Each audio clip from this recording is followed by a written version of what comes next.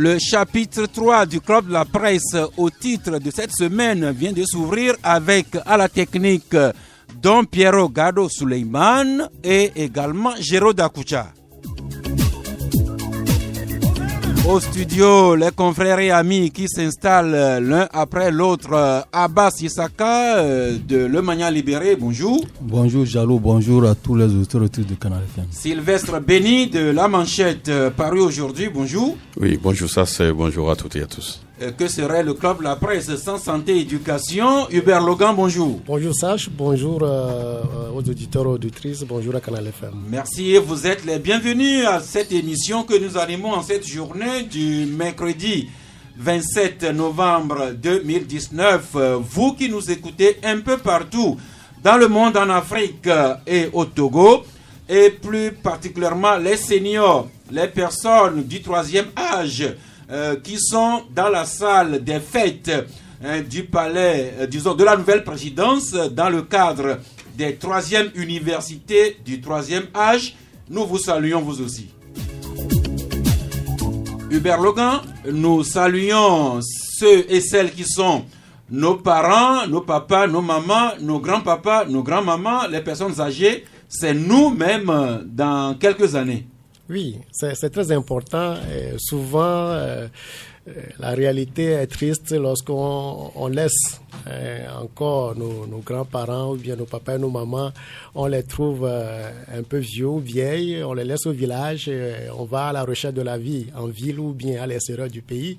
Mais il est très important quand même de se rappeler de ces personnes qui nous ont donné la vie ou bien qui ont eu la chance de vivre pendant longtemps.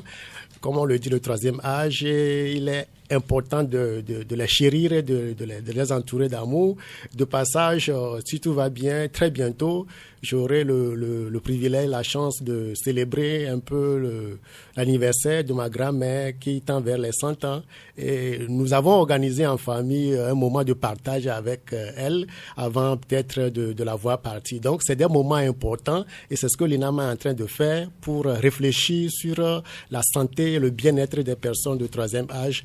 Il est très, très important vraiment de ne pas les oublier, de s'occuper d'eux, de penser, de les chérir parce que l'affection aux personnes âgées leur donne beaucoup de bien. Merci Hubert, je suis un peu jaloux de vous, vous qui avez le bonheur d'avoir votre grand-maman en vie et que vous allez honorer prochainement pour ses 100 ans. Moi qui suis orphelin de père de très bas âge, moi qui ne connais pas mes grands-parents, je vous envie un peu, mais en même temps, je me projette dans l'avenir, dans 40 ans. 40 ans à partir d'aujourd'hui. Vous imaginez un peu ce que sera Sylvestre Béni? Ah, Sylvestre. 40 ans, 50 ans, pourquoi pas? Sylvestre, 40 ans, bien, je ne sais pas à quel âge mon grand frère aujourd'hui, mais plus 40 ans. Ce serait intéressant quand même de se voir à 40 ans. Mais dans 40 ans? Dans 40 ans, bien sûr, de se voir dans 40 ans et surtout de se voir en bonne forme. C'est ce qu'on recommande. Merci. De se voir en bonne forme. Non, ça, je crois que ça, je peux te rassurer. Et donc, on se donne rendez-vous dans 40 ans. Alors, dans 40 ans, dans 50 ans, pourquoi pas? Dans 50 ans, pourquoi pas? Et j'espère que dans 50 ans, je serai encore là et que je serai encore debout, parce qu'avec ma taille, il n'est pas évident que je reste encore debout et tout droit comme ça, mais Dieu le fera. Non, c'est possible. Surtout si nous-mêmes, si nous montons disciplinés dans ce que nous mangeons, dans ce que nous vivons, si nous ne versons pas dans certains abus. Justement, c'est ce que je voulais dire. 40 ans à venir, 50 ans à venir, c'est aujourd'hui. C'est aujourd'hui qu'il faut préparer et en faisant vraiment attention à nous, en adoptant un bon mode de vie. Merci à l'Institut national d'assurance maladie qui honore les seniors, les personnes du troisième âge pour la 3e édition. Sauf que Abbas Issaka, le fait que l'INAMA a déplacé les manifestations à la place des fêtes de la nouvelle présidence, est-ce que nos papas, nos mamans, nos grands-papas, nos grands-mamans auront accès facile à cette place-là pour écouter les communications, pour jouir des distractions et autres enseignements qui leur seront dispensés? Oui, c'est tellement que l'INAM a bien préparé le terrain avant d'amener nos parents, nos grands-parents dans ces lieux, puisque les organisations vont prendre toutes les dispositions nécessaires pour au moins faire librement circuler nos grands-parents et nos grands-pères pour aller suivre tout ce qu'il va leur dire, parce qu'il y va de leur intérêt. moi je ne trouve pas quelqu'un qui va encore faire obstacle à ces vieux parents de ne pas accéder au niveau de la présidence. Donc tout est bien organisé. Et au niveau de l'INAM a pris toutes les dispositions pour que tout le monde puisse suivre. Nous espérons, sauf Hubert Logan, que le quartier de la nouvelle présidence est visiblement assez militarisé. Il y a beaucoup de forces de l'ordre là-bas, ce qui fait dire à beaucoup de personnes que ce n'est pas une zone où on va se promener librement. Oui, mais les dispositions sont prises. Nous étions sur le terrain pour le compte rendu du lancement hier, le reportage. Et ils sont là. Ils sont tous là. Qui ils? Les personnes âgées. Les personnes âgées sont tous là. Femmes comme hommes, ils sont là. Mais ce qu'il faut dire, c'est que, vous savez, la monotomie tue un peu les personnes âgées. Et donc, décider d'un seul endroit pour célébrer cette fête aussi n'est pas bon. Et donc, il faut changer par moment. Souvent, lorsqu'on parle de défilé pour célébrer les fêtes de l'indépendance ici, ils suivent de loin les choses à la télévision. Et donc, c'est une chance aussi pour eux d'aller sur ces lieux qu'ils ont l'habitude de suivre de loin. Et donc, je trouve que, je ne parle pas à la place de l'INA, mais je trouve que cela va leur apporter un plus pour découvrir ne serait-ce que cet endroit. Et donc, ça participe à cette fête-là. Et vous voulez nous dire que le changement est inscrit dans la nature de l'homme? Bien sûr, et c'est très important. Que tout le monde le comprenne ici, que le changement est inscrit dans la nature de l'homme et de la femme que nous sommes. Sans transition, la pensée du jour, et ce matin, c'est le grand philosophe français, René Descartes, que nous revisitons. René Descartes qui nous enseigne que c'est du bon usage du libre arbitre que vient le plus grand et le plus solide contentement de la vie. C'est du bon usage du libre arbitre que vient le plus grand et le plus solide contentement de la vie. C'est vrai que Dieu, qu'on l'appelle Yahvé ou Allah, ou pas d'autres appellations, Dieu nous a dotés du libre arbitre. Mais quel usage en faisons-nous? C'est l'interpellation de René Descartes. Je demanderai à Sylvestre Béni et à Abbas Issaka quel usage ils font de leur libre arbitre, mais ce sera au cours de la troisième mi-temps. Et sans transition, nous embrayons sur les nouvelles de santé. Et aujourd'hui, c'est 2 journaux à thématique santé qui paraissent. Il faut s'en réjouir. Commençons par le confrère Merveille Santé, qui fait un dossier aux pages 2 et 7. Merveille Santé qui écrit que les dangers des pesticides, pour la population, nos autorités sont vivement interpellées. Et Merveille Santé trouve que les pesticides constituent un risque accru de plusieurs maladies graves comme les cancers, comme les maladies neurologiques, comme les troubles de la reproduction, comme la prévalence du cancer de la prostate et des testicules, et même destruction de l'écosystème.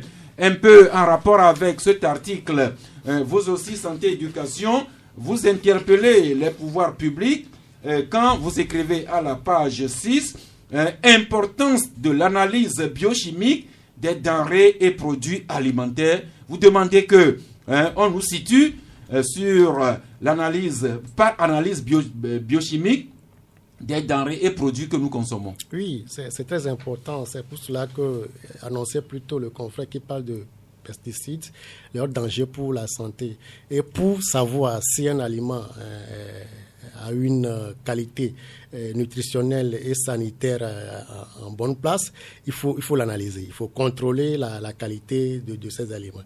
Et donc, c'est pour cela qu'avec l'apport d'un expert, nous avons essayé de comprendre un peu et d'attirer l'attention de la population sur l'importance de l'analyse des aliments, du contrôle de la qualité des aliments. Vous savez, le contrôle de la qualité des aliments peut concerner un peu la qualité nutritionnelle de l'aliment, c'est-à-dire tous les éléments naturels que compose l'aliment, ou bien toutes les substances étrangères, on parlait de pesticides, que l'aliment peut contenir. Et cette qualité peut amener à s'assurer si l'aliment consommé est sans danger pour l'organisme. Parce que lorsque nous mangeons, nous devons nous assurer si ce que nous prenons comme aliment a d'abord toutes les composantes nutritionnelles. C'est la première des choses. Et donc, nous mangeons d'abord pour tirer profit des éléments nutritionnels de l'aliment que nous consommons. Et au-delà de cela, nous avons constaté, et comme vous venez de l'évoquer, que le traitement que l'on apporte à certains aliments amène à souiller ces aliments-là. Et donc, il est très important de procéder au contrôle de la qualité de ces aliments. C'est une recommandation des organismes qui ont en charge la santé dans le monde, l'OMS et la FAO. Et les tests réglementaires dans le pays existent. Maintenant, c'est l'application. Et nous avons aussi la chance au Togo d'avoir des institutions. Il y a l'Institut national d'hygiène qui fait le contrôle microbiologique des aliments, c'est-à-dire s'assurer de la qualité hygiénique et sanitaire des aliments que nous consommons. Il y a l'ITRA qui prend en charge un peu tout ce qui concerne l'analyse biochimique, c'est-à-dire voir si tous les éléments nutritionnels qui sont dans l'aliment sont véritablement là et peuvent vraiment contribuer à l'organisme de pouvoir tirer les éléments nutritifs. Il y a aussi l'ESTEBA qui est là. Et donc, aujourd'hui, ce qu'il faut dire, c'est qu'il est très important que l'on s'assure de la qualité des aliments que nous consommons. Merci. Et pour cela, vous avez approché justement un ingénieur agroalimentaire de l'ITRA, Monsieur Martin Kokou Asiato, ingénieur donc agroalimentaire, chef section technologie alimentaire à l'ITRA. C'est lui qui vous a inspiré ou bien qui vous a fourni des éléments pour ce papier. Des aliments, Merveille Santé nous en parle aussi et revient sur le fruit, l'ananas ou ananas. Et Merveille Santé nous rappelle les 12 bienfaits établis quand on consomme l'ananas ou l'ananas. Alors, après avoir mangé l'ananas ou autre denrées, on peut souffrir d'indigestion. Et là, Santé Éducation nous recommande les meilleures plantes médicinales pour apaiser l'indigestion. Oui. Ils sont, Hubert? Avant d'arriver aux plantes, nous devons dire tout d'abord, comme tu viens de le dire, que l'on mange, l'on s'assure de pouvoir bien digérer l'aliment. La digestion participe au fait que l'organisme puisse tirer des éléments nutritifs dans l'aliment. Mais il peut arriver pour certaines raisons, dues peut-être à l'aliment même pris ou bien à la manière dont l'aliment est pris, que l'on puisse souffrir de l'indigestion. Cette indigestion peut se manifester par des brûlures d'estomac, des lourdeurs, nous le sentons souvent, ou avec des causes diverses. Ces causes peuvent être dues à la modification de notre habitude alimentaire. Vous n'avez pas l'habitude de manger tel ou tel aliment, vous en prenez, ou bien à l'abus alimentaire. Vous trouvez l'occasion d'en avoir assez, ou bien à une fête, vous raffolez totalement. Donc, ce sont des éléments... À ce niveau-là, Hubert, vous rappelez que nous sommes à un mois des fêtes de fin d'année, la Noël et le Nouvel An, occasion de la bamboula pour certaines personnes. Bien sûr, et donc ces abus alimentaires peuvent aussi amener à l'indigestion. Au-delà, il peut aussi avoir quelques raisons de santé ou souffrir des troubles gastriques comme l'ulcère. Et il y a des traitements liés à la nature, les traitements naturels. Et ces traitements sont apportés par les plantes. Et donc, il y a un naturopathe, notre naturopathe maison, consultant en naturopathie, qui nous a amené à pouvoir comprendre comment est-ce qu'on peut calmer ou bien soulager l'indigestion avec certaines plantes naturelles. Il a évoqué des plantes, je veux juste à parler d'une seule. Quand on parle de plantes, n'allons pas trop loin, ne cherchons pas loin. Et prenons par exemple l'exemple du gingembre qu'il a évoqué dans l'article, et avec toutes les qualités que compose le gingembre qui participent à pouvoir faciliter, c'est-à-dire aider le foie, parce que lorsqu'on parle d'indigestion, c'est le foie qui joue un rôle premier en matière de digestion. Et donc, ces aliments activent le processus d'élimination des toxines par le foie et donc aident le foie dans son fonctionnement. Donc le gingembre également, mais aussi le thé vert et la menthe. Le citron aussi. Le citron aussi. Et pour revenir au gingembre, vous nous recommandez le thé au gingembre qui est recommandé contre les douleurs menstruelles. Les femmes peuvent faire s'offrir ce breuvage-là. Alors sans transition, allons à ce qui est un peu une répétition. Nous parlons beaucoup de pratiquer des activités physiques et sportives, mais vous relevez que en matière d'activité physique, toujours très peu de la population, une très faible proportion de la population pratique ces activités sportives et physiques. C'est un constat fait par un professeur en éducation sportive et physique, et à constater son analyse, l'analyse est vraiment en place, parce que nous le disons très souvent, l'activité physique est très très importante pour notre bien-être, pour notre bien-être en général, complet. Mais le contexte de vie dans lequel nous trouvons aujourd'hui nous soumet souvent à céder à la paresse ou bien à céder à la sédentarité. Nous avons la télévision, l'ordinateur, vous vous déplacez maintenant. Si vous décidez aujourd'hui de vous déplacer dans votre bassin de vie, c'est-à-dire faire juste 50 mètres, vous pouvez même rencontrer 3 ou 4 conducteurs de taxi-moto qui vous invitent. Des fois, vous invitent vraiment à monter. Donc, tous ces éléments ne nous amènent pas à adopter ce qu'on peut appeler des dépenses d'énergie. Et donc, le spécialiste a fait ce constat et a recommandé, a proposé des solutions simples qui peuvent nous amener à intégrer les activités physiques dans notre mode de vie quotidien. Il a dressé un tableau intéressant qui constitue un repère qui nous permet de voir si, par rapport à nos habitudes de vie, si nous sommes dans la pratique très faible d'activité physique, ou bien si la pratique est faible, si la pratique est modérée, ou si la pratique est élevée. Donc, avec ce tableau, chacun peut se retrouver par rapport à là où il est, s'il pratique l'exercice physique ou non. Dans tous les cas, le constat, c'est qu'il y a encore une grande partie de la population qui s'habitue pas à l'activité physique, qui n'intègre pas l'activité physique dans son mode de vie. Merci. Et quand nous parlons d'activité physique et sportive, ce n'est pas de se préparer pour les Jeux Olympiques, mais tout simplement marcher de temps en temps, faire du jogging, ou bien laisser la voiture, prendre le vélo de ses enfants, laisser un peu les ascenseurs pour prendre l'escalier sur les 4-5 étages, laisser un peu la voiture, marcher, faire du vélo, des trucs simples à notre portée. On va finir avec cet article qui joint vraiment l'utile à l'agréable. Il s'agit du sexe. Et l'après-sexe, ce que les hommes oublient. Et Santé Éducation relève que certains hommes, juste après avoir pris leurs pieds, comme on dit communément, certains tournent le dos à leur partenaire et s'endorment automatiquement. D'autres encore se rhabillent et sortent comme s'ils étaient pressés. Alors, des comportements que Santé Éducation ne partage pas. Eh bien, Hubert, que nous recommandez-vous après le rapport sexuel? Au niveau de l'homme. La précesse chez l'homme. La précesse chez l'homme n'est pas du tout intéressant. Ce n'est pas intéressant. L'avant est très intéressant. Le pendant aussi est très intéressant. Oui. Mais souvent, la précesse chez l'homme, c'est de la désolation. Et les femmes, nos épouses, ne nous le cachent pas.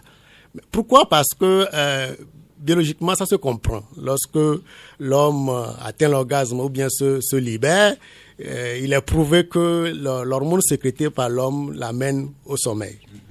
Mais ce n'est pas pour autant qu'on doit tout de suite tourner le dos. Il est recommandé, nous l'avons dit dans l'article, qu'il faut continuer à discuter un peu et continuer comme l'avant-sexe. Parce que pendant que l'homme s'endort vite, il est prouvé le contraire, la femme ne s'endort pas automatiquement. Et c'est pour cela qu'elles sont souvent désolées et amères de constater cette attitude de l'homme. Hubert, pendant que nous commentons cet article, il y a une femme qui s'invite dans le studio pour mieux vous écouter. Eh bien, allez-y Hubert. Et donc, souvent, il faut vraiment qu'on fasse tout pour ne pas toujours mettre en colère nos épouses par rapport à cette attitude. Restons toujours gentlemen, comme on l'est, l'avant et le pendant. Merci Abbas Issaka. L'avant-sexe, vous êtes très prévenant.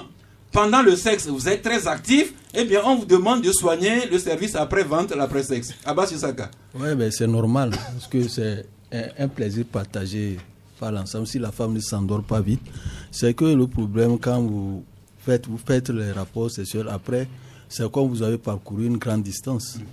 Et vous-même, si vous comparez la distance que vous parcourez au rapport que vous avez pris, c'est que même si vous finissez de courir, c'est qu'il faut vous reposer quelque part. Et c'est ce qui explique pour moi, à mon avis, le fait que quand les gens finissent de faire l'amour... Les gens ou vous? Vous-même, toi-même, finissent de faire l'amour, ils s'endorment et puis ils laissent les femmes... Je ne sais pas si la femme a aussi, comme elle explique que la femme ne s'endort pas le plus vite. Sinon, pour les hommes, généralement, c'est que ça là-bas.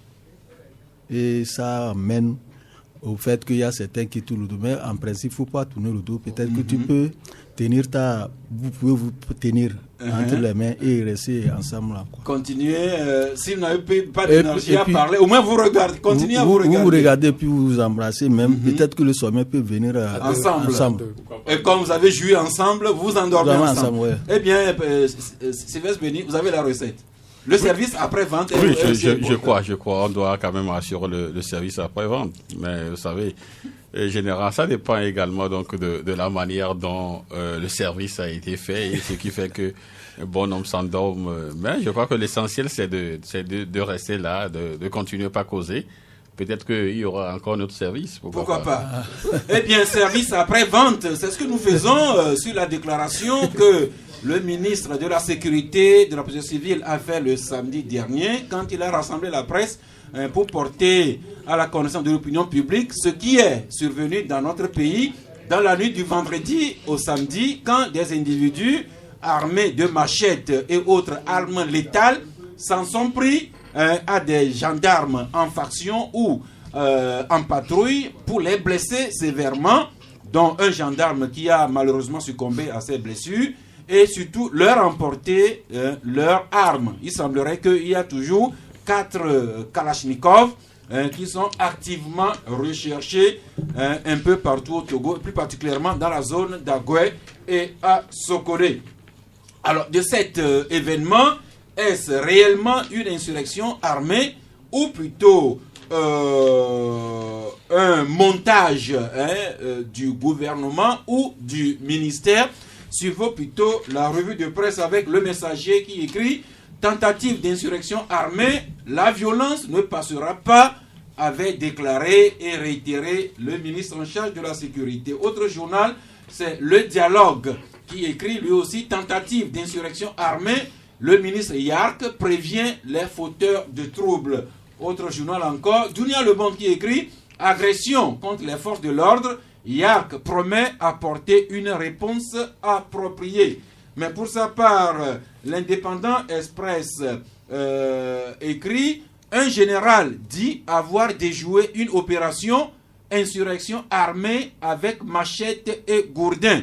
Vous percevez clairement l'ironie de cet article. Pour sa part, Fraternité écrit « Supposée velléité insurrectionnelle, encore un cirque à la togolaise ».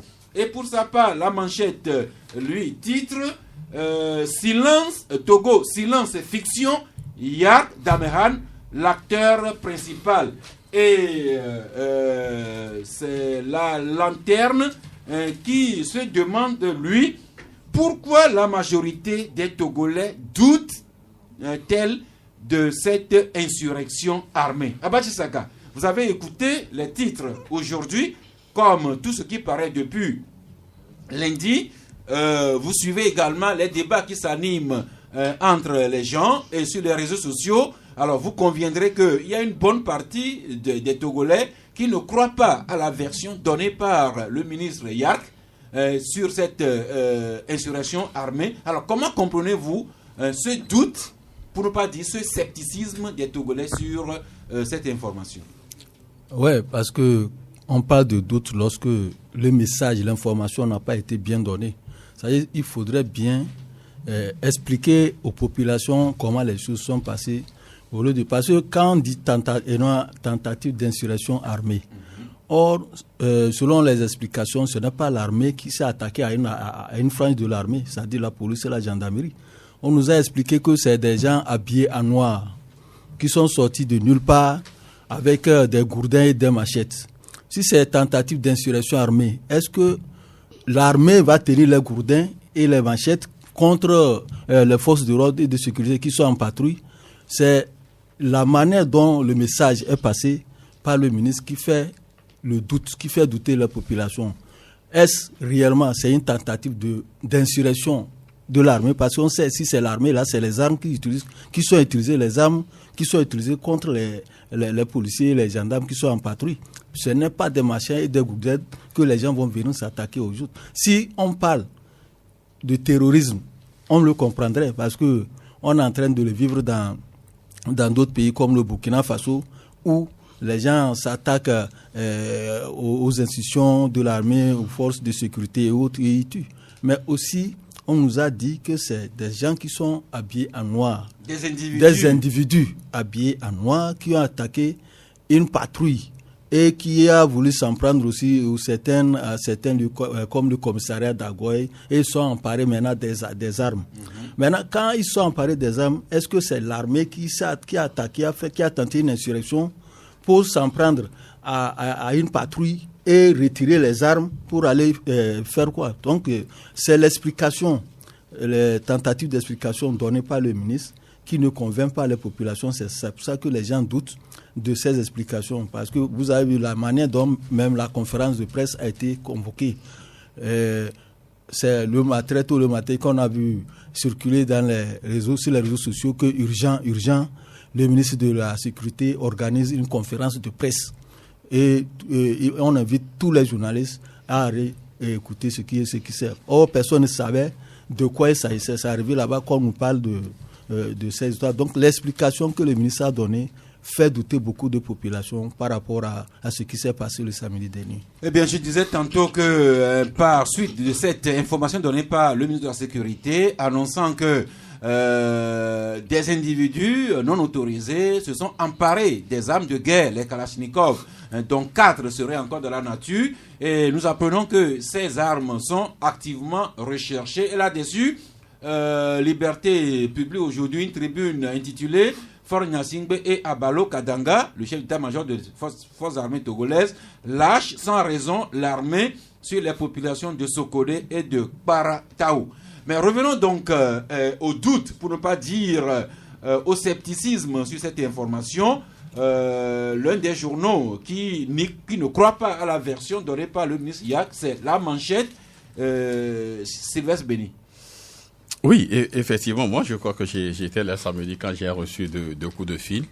En fait, je ne connaissais pas le numéro, j'ai rappelé, c'est là, on me dit que c'est le ministère. Qu'il y a le ministère de la Sécurité, qui a tout de suite une conférence de presse, que ça va commencer dans 10 minutes. En fait, l'interlocuteur que j'ai eu au téléphone, c'est ce qu'il disait. Bon, moi je me suis dit, bon, quelle peut être cette solennité, cette urgence-là, et que ça commence dans 10 minutes. D'accord, j'ai pris mes dispositions pour voir si je peux quand même envoyer un de mes collaborateurs sur le lieu. Ça a été fait, et après, nous avons eu l'information, et que, voilà, le ministre disait qu'il y a une tentative d'insurrection armée, et que des armes ont été emportées, notamment des AK-47, et que des gendarmes ont été blessés et tout, que des hommes habillés en noir et tout. Mais lorsque vous analysez en fait les faits, je me dis que c'est pourquoi nous avons quand même titré ce matin science-fiction et Yakou Damran l'acteur principal. Parce que lorsque vous voyez en fait la manière, le récit des militaires ou des gendarmes qui ont des armes, des fusils sophistiqués AK-47 et que des gens qui sont habillés en noir, eux, sont munis seulement de gourdins, de machettes. Comment comprenez que, supposons, moi, Sylvestre Béni, militaire en faction, j'ai quand même une arme AK-47 ou M16 et toi, tu as un gourdin et que tu t'approches, tu veux arracher mon arme, mon ami, tu as vécu. Tu as vécu chez nous. C'est-à-dire que vous faites usage de votre arme. De mon arme. De mon arme. Comment est-ce que, vous savez, il y a, on dit souvent, hein, dans notre jargon, en éveil, on dit souvent que, vous voyez? Un mauvais fusil vaut toujours mieux qu'un gourdin. Qu'un gourdin. Comment comprenez-vous qu'un gendarme avec un AK-47, quelqu'un, un individu non identifié, habillé en noir, et qui vient et arracher l'arme, c'est-à-dire son fusil et le poignarder. Comment est-ce qu'on peut concevoir cela? C'est inadmissible, c'est inconcevable.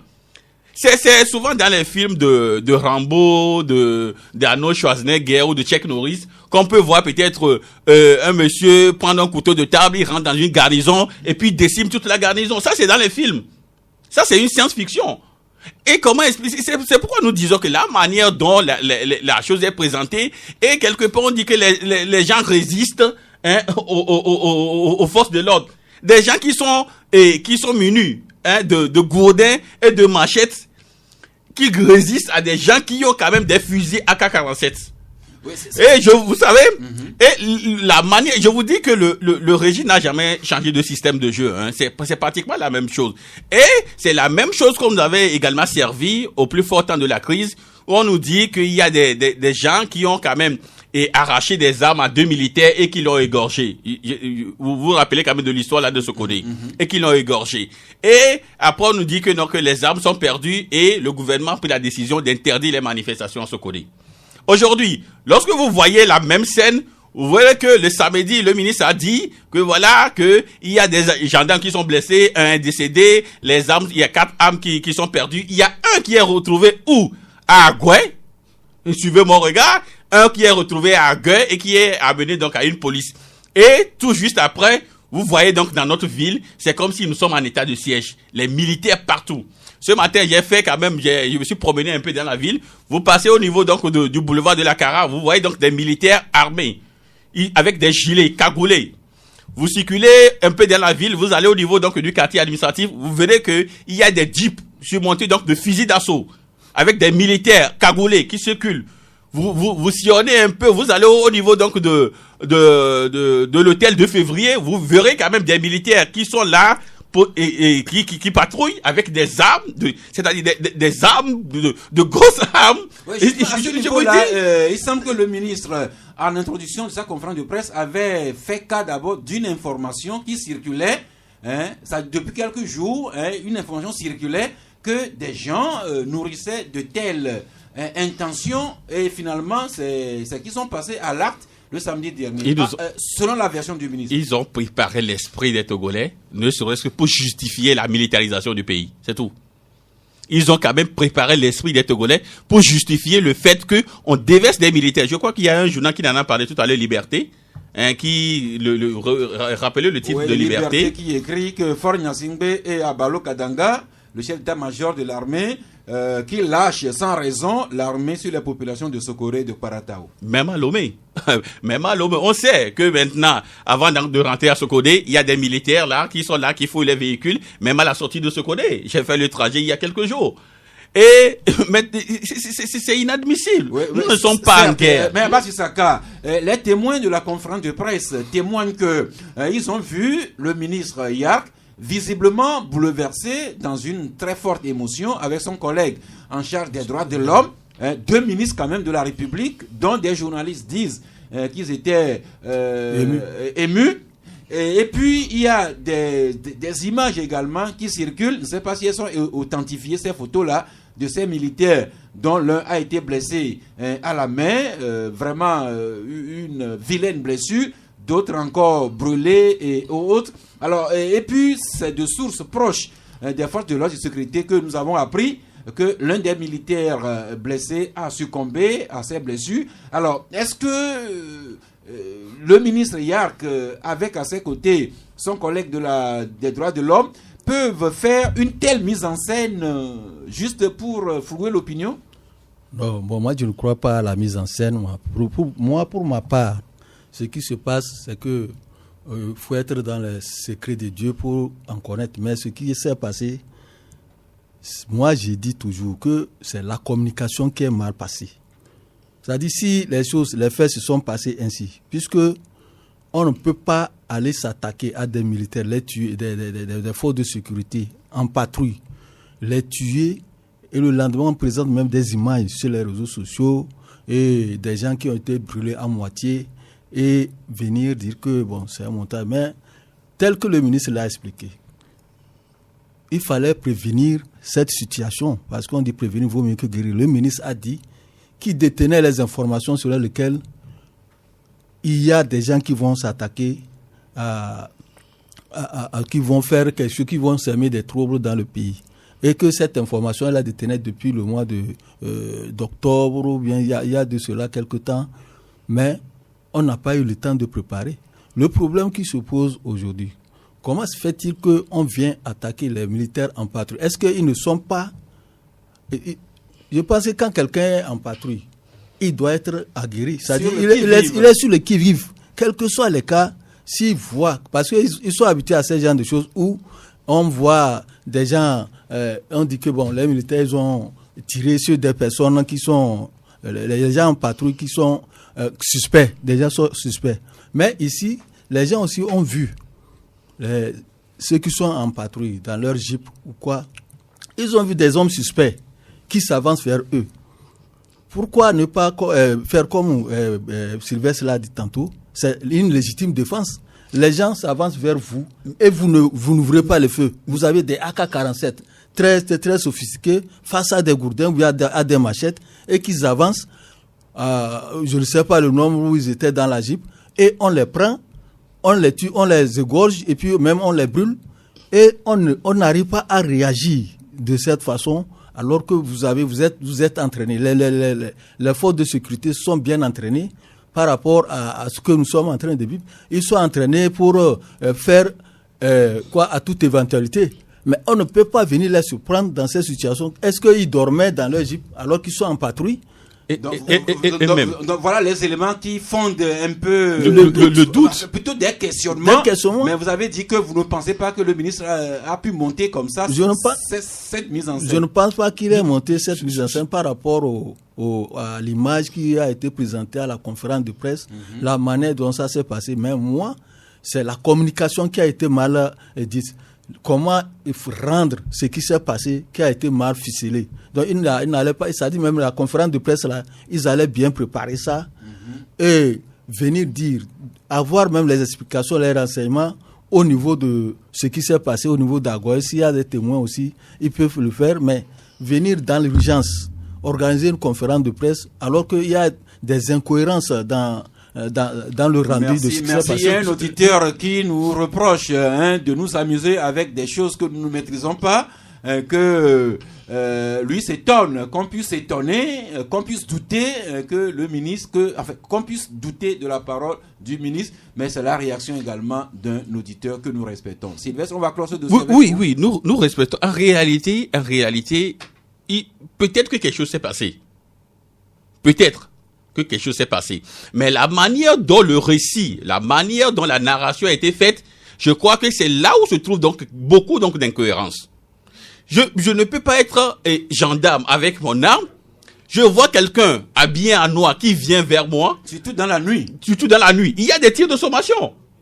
Et si je fais des tirs de sommation, je vois que ces gens-là continuent à s'avancer vers moi, mon ami, je dégaine. Je crois que là, c'est légitime défense. Je dégaine. Non, je ne peux pas rester là et attendre que quelqu'un qui a juste une machette et un gourdin vienne arracher mon fusil me poignarder. C'est ce que moi s'en suivre. Donc, c'est la manière dont la narration a été faite. Il y a peut-être une dose d'amplification, ce qui fait douter de la réalité de la chose. Merci. Ce qu'on peut dire sur ce sujet, c'est que depuis lundi, quand on parcourt les journaux, le même doute, pour ne pas dire le même scepticisme transparaît dans les journaux, et quand vous allez sur les réseaux sociaux, même dans les discussions entre groupes d'individus. Vous-même faites l'expérience, vous verrez là où penche la balance, mais nous accordons foi à la parole du ministre.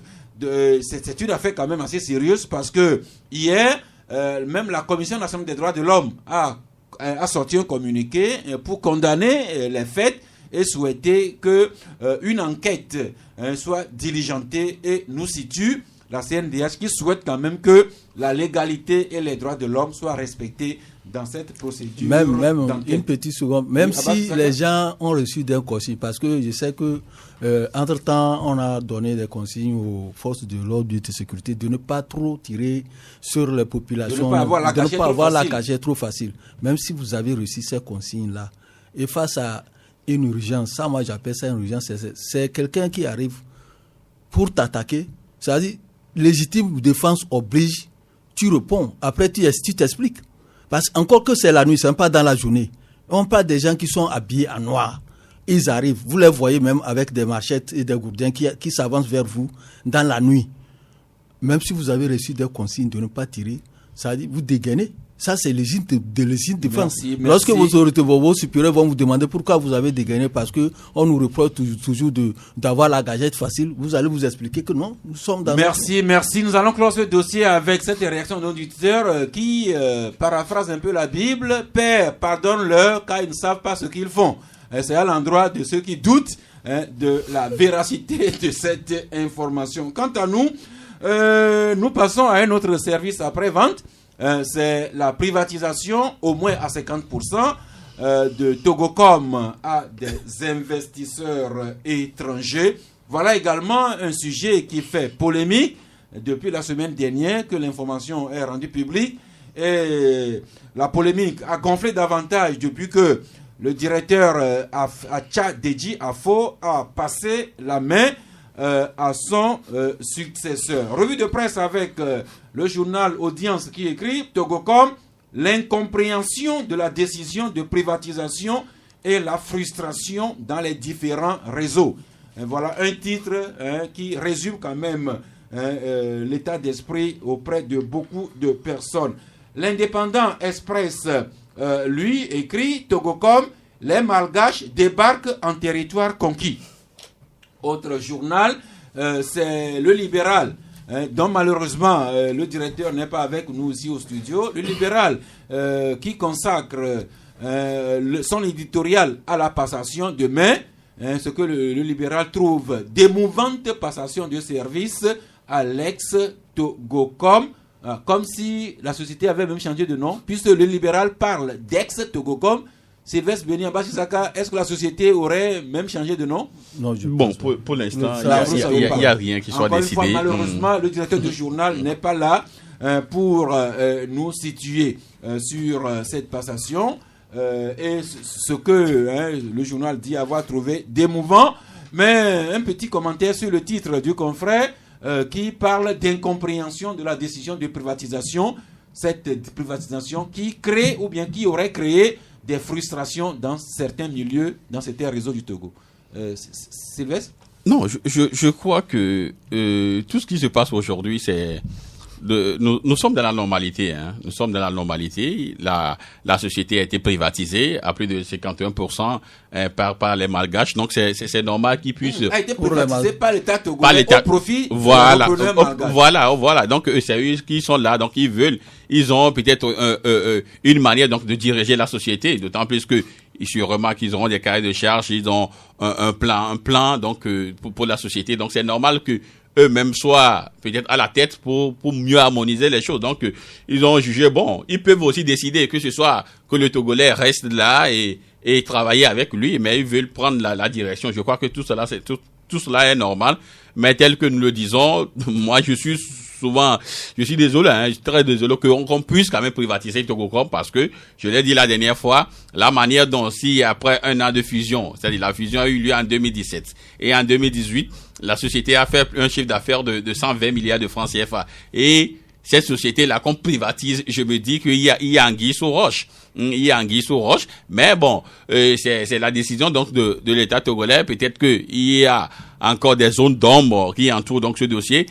ce que nous voulons, bon, peut-être que les repreneurs, on les attend, on verra quand même et la marque qui vont quand même imprimer et aux activités donc de Togocom, et puis on verra. Je crois que le confrère parle donc de l'Est Togocom. Je ne sais pas si ils peuvent également décider de changer le nom.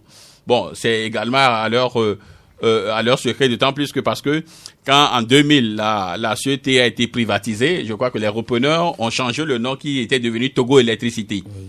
Et c'est après leur départ, l'État a repris la chose et que c'est redevenu encore la société. Donc peut-être eux aussi peuvent décider de changer le nom, mais on verra. On verra bien, ça. Mais ce qui est établi, c'est que à la tête de Togocom, ce n'est plus Acha Deji Afo, mais le nouveau directeur délégué par les repreneurs. Alors, monsieur Acha lui-même a accordé une interview qui s'étale dans beaucoup de journaux sur les réseaux. Dunia Le Monde s'en inspiré écrit que Acha Deji Afo quitte la tête de Togocom après des années de bons et loyaux services.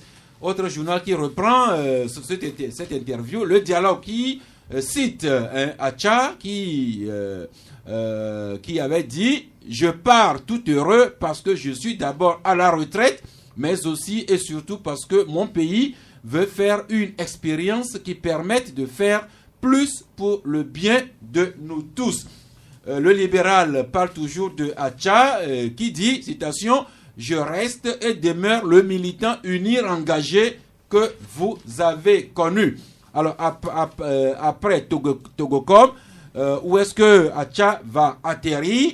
La lanterne lui écrit « Afo Acha Deji en route vers le fauteuil du gouverneur du Golfe. » Le gouverneur du Grand Lomé, c'est une interrogation. C'est possible. Alors voilà, vous avez certainement eu connaissance de cette interview de l'ancien directeur de Togocom.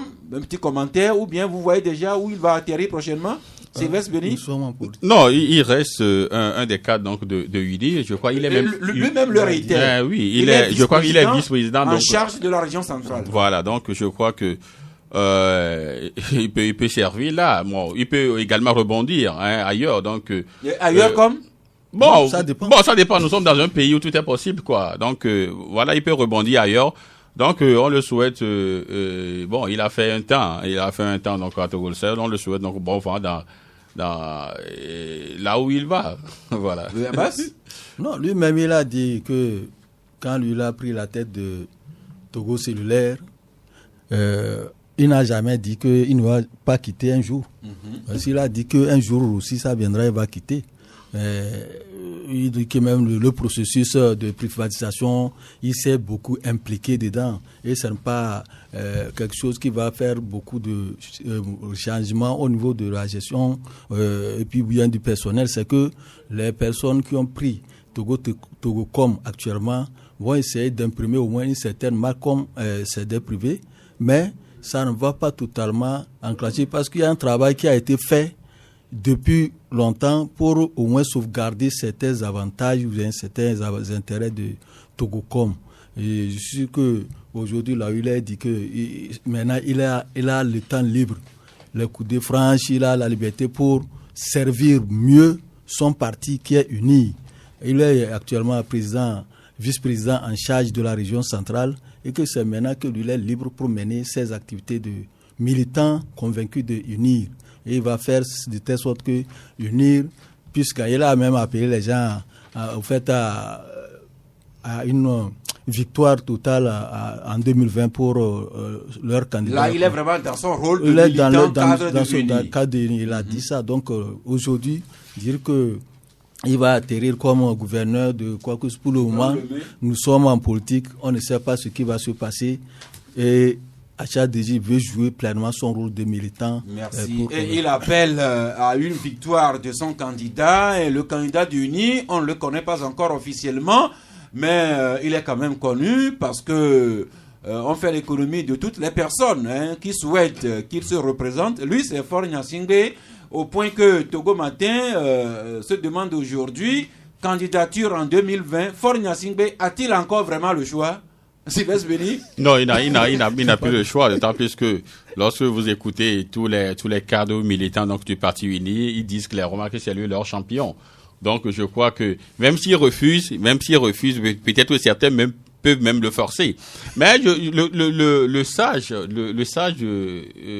président des sages, Oui. je crois, Charles Kondi Agba, Professeur Kondi Charles Agba. Voilà, il disait sur une radio que bon, eux ils vont le désigner comme leur candidat, c'est leur champion. Donc quitte à lui donc de se prononcer s'il veut véritablement y aller ou passer la main. Donc bon, pour unir aujourd'hui, c'est le président Faure Gnassingbé ou rien. Donc, oui, mais Togo Matin se demande si Faure Gnassingbé a encore le choix. Nous rappelons aux confrères et à Faure Gnassingbé que nous sommes en démocratie et nous avons toujours le choix de dire oui, de dire non. Maintenant, avec nos mais figurez-vous, le président togolais avait même dit au cours donc d'une interview que il donne le soin au parti, c'est-à-dire au moment venu, il verra ce que le parti décidera. Maintenant, le parti décide que c'est lui, donc ça veut dire qu'il n'a plus le choix.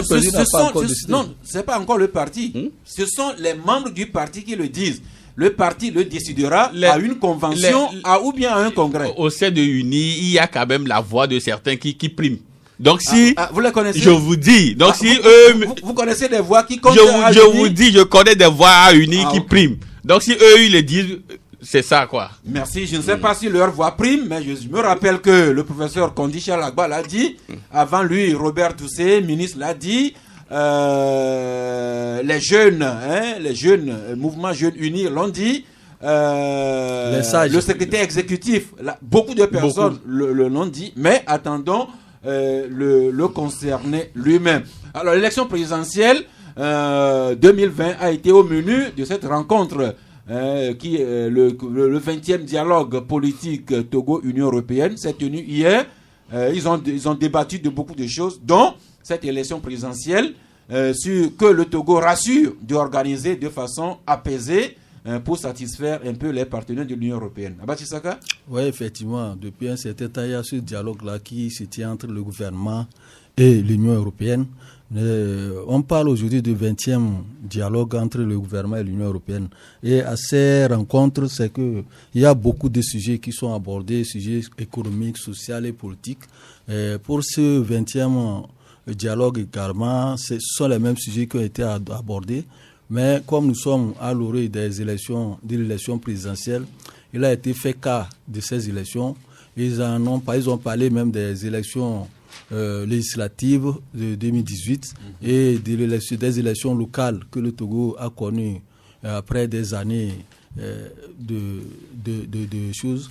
Et maintenant, ce qui importe, c'est l'élection de 2020, la présidentielle de 2020, où ils ont insisté pour dire qu'ils souhaiteraient que ces élections se passent dans la transparence et qu'elles soient inclusives et qu'elles soient dans la paix, tout le monde soit consensuel, que ça soit consensuel et autres pour permettre aux Togolais de vivre aussi dans la paix. Et le Togo et ses partenaires de l'Union européenne se sont donnés, enfin, ils ont discuté, l'Union européenne a souhaité que cette élection se passe bien, le Togo a rassuré. Et cette élection dont on connaît des candidats, même s'il y a toujours interrogation autour de la personne de Faure Gnassingbé, le doute n'est plus permis autour de quelqu'un comme Gabriel Mensang Guillaume Kodjo, désigné, investi par son parti à cette élection. Guillaume Kodjo, dont vous parlez, Sylvestre Béni, quand vous écrivez l'alternative pour l'alternance en 2020 à Guillaume Kodjo, qui veut mettre son expérience au service de l'espérance des partisans de l'alternance au Togo. Oui, en effet, je crois que le week-end dernier, il y a le parti, le MPDD, qui a investi officiellement son candidat et à la personne de Gabriel Mensang Guillaume Kodjo, et c'est au cours donc de sa déclaration qui disait qu'il va mettre donc son expérience au service donc de l'espérance. Et le parti disait que c'est leur champion à eux. Hein. Le thème est revenu le week-end. À chacun son champion. À chacun son champion. Donc il disait que c'est leur champion à eux parce que l'actuelle équipe ne fait que perdre donc des matchs au Togo, même se jouer à domicile. Donc c'est ce qu'il disait. Et donc pour eux, l'alternative crédible aujourd'hui, c'est Gabriel Agbeome Kodjo, et puis ils s'investissent et pour parvenir donc à cette finalité. Donc nous avons été invités pour la couverture médiatique, nous avons quand même repris. Vous faites votre travail de reporter. Pour sa part, Tingo s'intéresse à la coalition C14 qui avait annoncé la recherche d'un candidat unique. En début de semaine, nous avons eu 2 cadres de la C14 qui avaient laissé entendre que la C14 ne désignerait pas de candidat unique en son sein, mais soutiendra un autre candidat. Et c'est ce que nous dit Tingo ce matin, qui écrit « Présidentielle 2020, la C14 ne présentera pas de candidat, mais soutiendra ». 3 points de suspension. Bachisaka. Oui, effectivement, l'information est passée, mais selon nos sources aux dernières nouvelles, c'est que la C14 aura présenté son candidat. Ah bon? Oui, c'est ce que nous avons eu ce matin comme information. La C14, cette histoire ne présentera plus de candidats. C'était sorti de la bouche d'un de ses membres.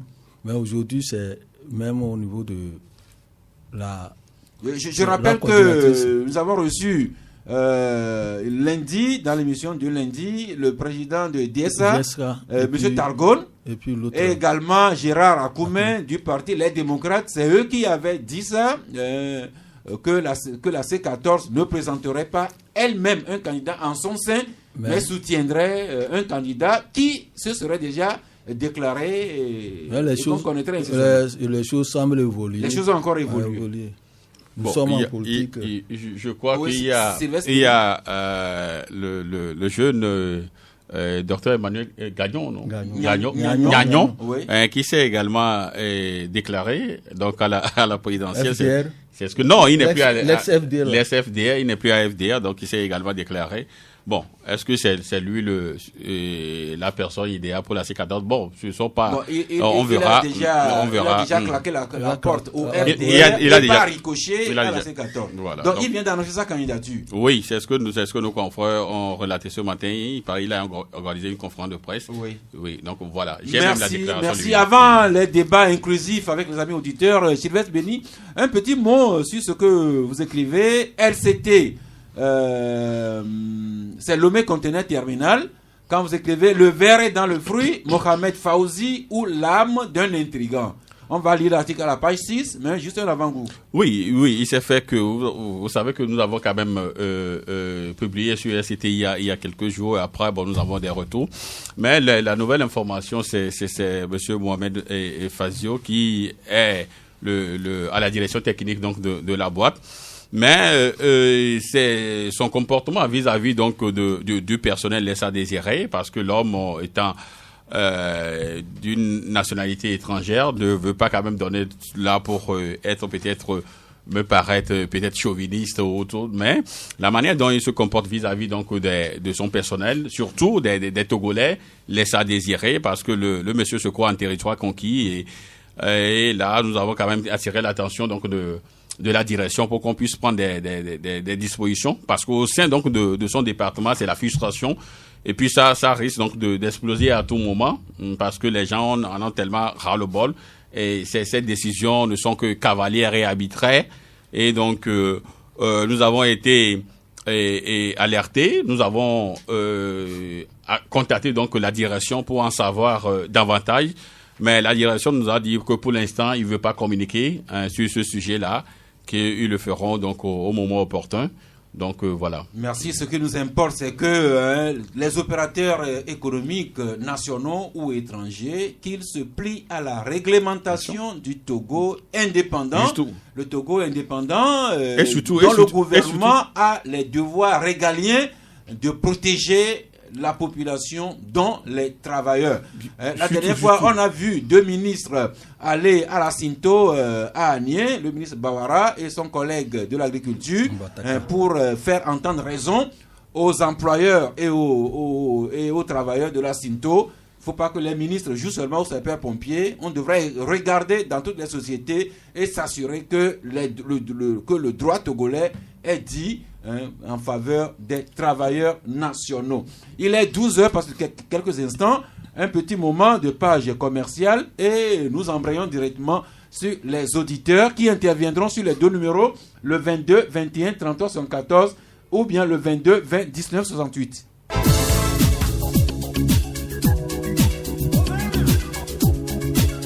La parole est à vous. Nous avons parlé santé, nous avons revisité les événements du samedi dernier, le dialogue Togo-Union européenne, les derniers éléments sur le processus électoral.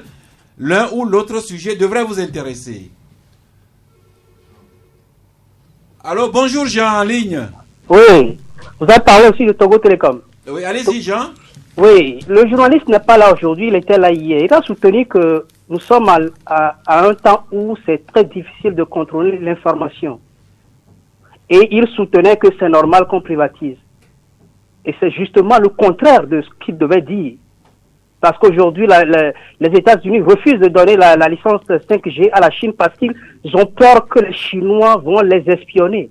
Donc, c'est pas normal qu'on privatise une société de télécommunications. Merci. Je vous en prie, Jean. Donc, secteur stratégique que l'État souverain devrait garder dans son giron. Sylvestre Béni, en attendant le prochain appel, c'est ça un peu... ce que beaucoup de personnes avancent. Moi, je l'ai dit, vous savez, la communication est très stratégique pour tout État. Donc, privatiser Togocom, moi, je l'ai toujours dit, je suis contre cela, mais bon, je ne sais pas aujourd'hui les critères sur lesquels le gouvernement s'est fondé pour le faire, parce que pour l'instant, rien nous a été dit. Peut-être que nous le saurions, parce que nous apprenons que le député Abbas Kabwa a demandé au bureau de l'Assemblée nationale d'interpeller la ministre Sina Lawson. Eh bien, si le gouvernement autorise, si le chef du gouvernement autorise madame la ministre à se présenter devant les députés, peut-être que nous en saurions beaucoup davantage. plus. Kassi en ligne, bonjour. Bonjour, monsieur Sass. Oui. Comment vous allez? Dieu merci, vous nous suivez. Je suis en direct. C'est la première fois que j'interviens. Vous êtes le bienvenu. Mais je suis vraiment... Je suis gêné dans ma peau quand j'entends un journaliste digne d'un nom comme Sylvestre Béni douter d'un ministre d'État, d'un chef, d'un général, sortir, dire quelque chose comme ça, gravissime comme ça, un journaliste à son rang, douter de ça, ça me gêne dans ma peau. Le samedi là, 4h, il y a la cara. Je suis à la cara le samedi là, 4h. J'ai tout vécu, j'ai tout vu. Donc, je suis gêné d'un ministre comme ça d'État qui soit dit des trucs comme ça, on va se douter de ça. S'ils disent que c'est la communication qui est mal, je suis d'accord avec ça. Mais de douter de ça, c'est vraiment ça me fait pas bon quoi. Parce qu'on rend des journalistes, ils ne doivent pas dire sur les chaînes. Merci, je comprends votre émission. Sauf que Yak Dameham n'est pas encore ministre d'État, il est ministre en charge de la sécurité. Oui, mais un général d'État, un général. Hein. Ok, général, mais ministre, il n'est pas encore ministre d'État, c'est juste. D'accord, ok. Sylvestre Béni, vous avez écouté notre ami. Oui, je crois qu'il ne faudrait pas que notre ami soit en colère. Vous savez, nous ne faisons qu'analyser les faits. Dans ce pays, il y a quand même des passés, il y a un passé qui ne nous honore pas. On nous a dit dans ce pays que deux militaires ont été égorgés, les armes ont été apportées, et après silence radio. Il n'y a plus rien là-dessus. Personne n'a dit dans quels critères, quelles sont les conditions, personne. Ces armes ont-ils été retrouvées, oui ou non? Mais, entre-temps, ils ont quand même accepté que les manifestations puissent reprendre à ce côté. Nous sommes pratiquement dans le même schéma. Donc, s'il y a déjà un précédent où il y a encore des zones d'ombre, et on nous répète la même chose, mon cher ami. Après Kossi, nous passons à Kodjo. Kodjo en ligne, bonjour. Alors, bonjour. Oui. Je salue tout le monde au plateau. Nous saluons en retour. Et c'est sur les événements d'insurrection. Vous voyez que les avis sont partagés. Donc, on ne peut pas me demander de croire à ce que les ministres ont dit. Parce que pour que les Togolais croient à nos dirigeants, il faut qu'ils tranchent ce qui s'est passé sur les affaires des incendies. Parce que ça fait plus de 5 ans qu'eux-mêmes, ils ont dit qu'ils ont clôturé l'affaire. Donc, pourquoi ils ne vont pas à la justice pour situer la population? La vidéo de Mohamed Loum dit que pour conserver leur pouvoir, ils sont prêts à tout. Donc, il ne faut pas qu'on nous demande de croire à ce que les ministres ont dit. Merci beaucoup. Merci. Je rappelle que nous avons parlé également de Togocom. On a parlé également du 20e dialogue Togo-Union européenne, notamment la présidentielle. On a parlé surtout des questions de santé qui devraient également vous intéresser. Déjà un auditeur en ligne. Allô? Oui, Nami Kolani. Oui, c'est Kolani. Oui. Oui, monsieur Sass, vous avez parlé de beaucoup de choses, mais quand on est dans un État et que ceux qui nous gouvernent n'ont pas l'autorité, cela veut dire ne disent pas la vérité à leur population, vous comprenez que on ne ferait que les indexer. Oui, mais Kolani, entre dire ou ne pas dire la vérité et détenir l'autorité, c'est deux choses différentes. Oui, vous voyez, qu'est-ce que je veux dire par là? Excusez-moi, peut-être qu'on ne se comprend pas. Quand on interpelle Yark, quelqu'un dit quelque chose qui est intéressant, celui qui m'a dévancé, il parle des incendies du marché. Oui, jusqu'à présent, ceux qui nous gouvernent n'ont pas pu situer les responsabilités. Et vous vivez dans ce pays-là, on brûle le marché et vous n'avez pas situé les responsabilités. Aujourd'hui, on nous dit qu'il y a eu des tirs à tel moment. Oui, nous tous on a constaté. Quand vous venez à Goué, moi j'habite à Goué, j'ai fait le tour, on a vu comment les tuiles sont brûlées. C'est un constat. Maintenant, cela est dû à quoi? C'est vous-même qui l'avez organisé? Ou bien c'est qui? Et ce qui sort de votre bouche, si on n'a pas confiance en toi, si tu es un père de famille à la maison, tu mens. Une fois, deux fois, tes enfants ne vont plus te respecter. Mais on va où là? Moi, je les demande, je les interpelle, je les en prie. Moi, on n'a pas besoin de leur pouvoir, mais une gestion transparente de nos biens. C'est notre patrimoine commun. Il faut bien le gérer. Vous parlez de Togo Télécom, on interpelle ici dans Lonson. La chose est déjà consommée, vous interpellez qui? La chose est déjà consommée. Le gars, il est venu, il a fait passation de service. Vous l'interpellez pour faire quoi? Pour faire du cinéma à la population? Des fois, nous n'appelons pas parce qu'on est content, mais c'est la manière dont nous, surtout nous qui avons mis pied à l'école. À ce 21e siècle, cette manière-là n'est pas bon. Hein? Ce n'est pas intéressant, monsieur Sass. Hein? C'est pourquoi hier, je disais sur votre chaîne, les évêques ont dit beaucoup de choses, mais ils n'ont pas parlé des journalistes. C'est vous, maintenant, qui allez nous situer pour nous éveiller, la population, qui prend ses responsabilités, puisque c'est la population qui donne le pouvoir à ceux-là. Et le pouvoir appartient au peuple. Mais du moment où cette population n'arrive pas à donner le pouvoir à quelqu'un, et c'est eux qui trichent cette population et qui le fait assoiffer, mais vous voyez comment on va les gérer. Je n'ai pas beaucoup de choses à dire. Merci pour votre chaîne. Vous avez déjà beaucoup dit à propos des biens publics. Il y a le confrère La Dépêche qui écrit ce matin: citoyenneté, civisme, prenons soin des biens publics. Nous passons maintenant à Papa Sibiti, bonjour. Bonjour, mes directeurs. Oui. Mais on peut, excusez, je vous remercie pour d'où vous recevez les informations. Une, on peut tout privatiser, sauf la communication. C'est-à-dire que même le président de la République, excusez-moi, n'a plus d'autorité. Ceux qui ont privatisé, c'est eux. On peut vous éteindre, vous empêcher de communiquer à l'intérieur. Donc on peut même aller jusqu'à censurer le président de la République? Je vous assure, puisque c'est privé. Il faut que le président puisse donner, puisse s'imposer. Est-ce que ici, là, il va s'imposer? Les gens vont lui dire que non, c'est pour eux. Les malgaches, ils sont mieux que nous.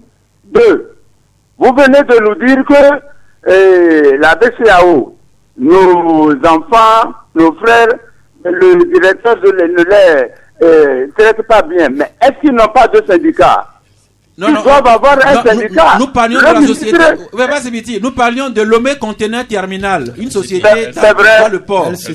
Excusez-moi, tout ça c'est pareil. Ils n'ont qu'à s'organiser pour que les gens ne viennent pas s'imposer à nous. Et aller voir le ministre dont dépend ce Lomé conteneur.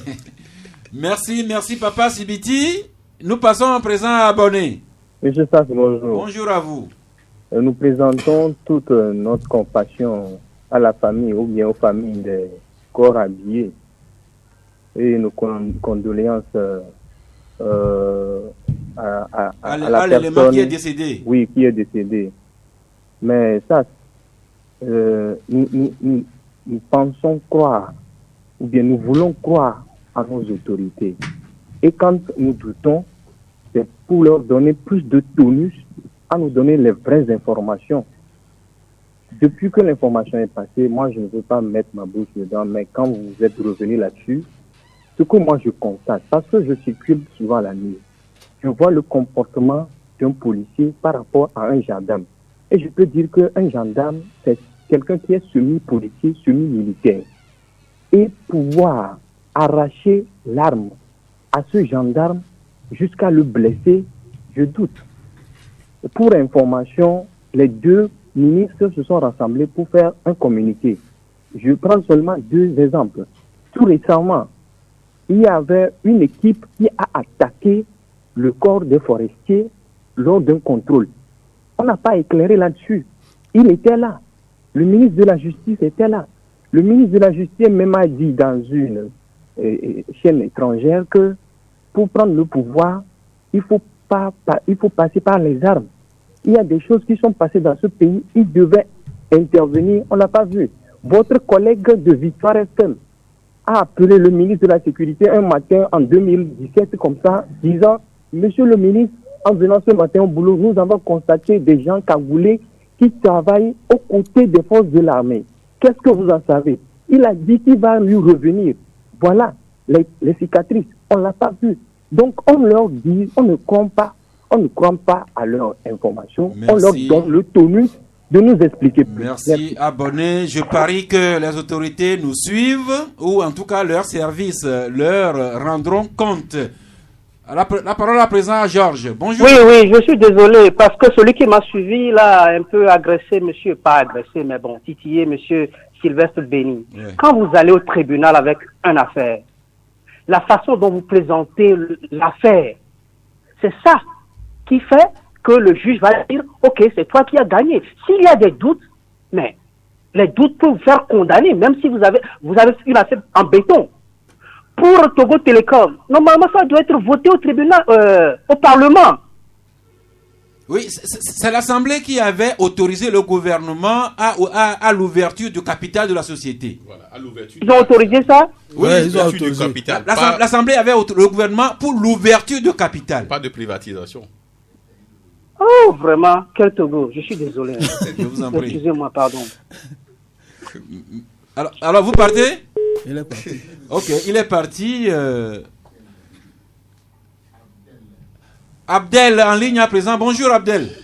Bonjour Monsieur Sass, oui. Tout le plateau. Oui. Donc en résumé, vous comprenez, c'est au fait la personnalité du ministre Yark même qui n'est plus crédible.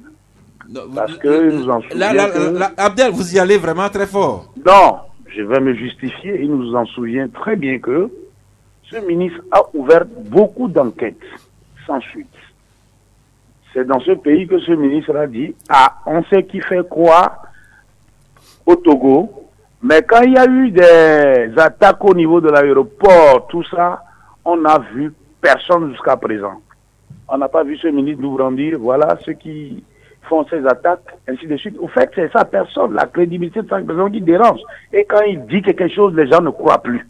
Parce qu'il en a tellement dit qu'on n'a pas eu de résultat. Il faut qu'il en prenne conscience. C'est comme ça. Il faut qu'il en prenne conscience. Et c'est au Togo que les gens qui ne savent pas comment démissionner pour sauver quand même leur image et leur dignité. Sinon ça, c'est vraiment... Il n'y a pas de mot pour qualifier cela. Merci. Merci Georges. La parole à présent à Johannes. Bonjour à tous les pères. Oui. J'ai 2 points sur la conférence du ministre. Oui. Le premier point, vous savez, concernant la situation elle-même, moi je me dis que ce régime fait qu'une atmosphère de psychose. Pardon? Ce régime fait qu'une atmosphère de psychose le profite. Atmosphère de psychose. Ils sont à tout ce qui est marche, sitting ou tout ce qui ressemble à ça. Puis, on a gazé des gens qui voulaient manifester contre le maintien de Col de Roi. On a empêché les Togolais qui voulaient manifester contre la vie chère. Donc, ne croyez pas qu'à l'approche des élections, ce régime va rester sans rien faire quand il constate que les Togolais veulent encore manifester. Donc, il faut rapidement créer une anxiété dans la population pour que les appels à manifestation, que les populations aient peur de sortir. Deuxième point. Si tout ça est réel, alors le ministre n'envoie pas ces éléments pour arrêter ces personnes, mais il organise une conférence de presse pour nous dire qu'il connaît ces gens et qu'il les invite à ramener les armes prises. S'il les connaît, pourquoi il ne les arrête pas? Et c'est une conférence de presse qu'ils organisent pour nous dire qu'il les connaît. On n'a pas besoin qu'ils nous le disent, mais qu'il va les arrêter directement. Merci. Je vous en prie, à vous tous qui êtes entrés en ligne aujourd'hui.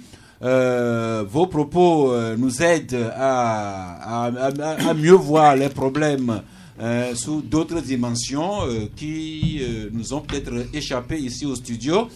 Eh bien, nous allons faire le point ici au studio. Abba Chisaka, vous avez écouté les auditeurs, les préoccupations qui sont les leurs et les propos qu'ils nous ont tenus. Oui, chacun a son opinion par rapport à ce qui se passe dans ce pays. On le respecte, on respecte l'opinion de tout un chacun. Mais je pense que ce qui se passe avec les événements de samedi, si on continue par douter et mettre des doutes, c'est que quelque chose de grave pourrait nous arriver.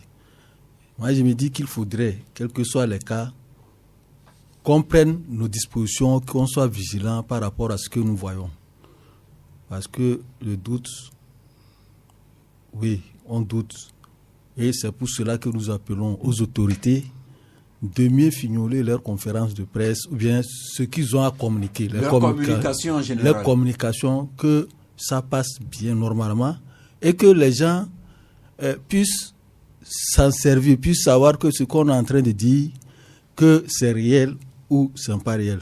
Maintenant, le problème, c'est que quand on fait une communication et puis il y a des incohérences, il y a des choses, c'est ça qui amène les gens à douter.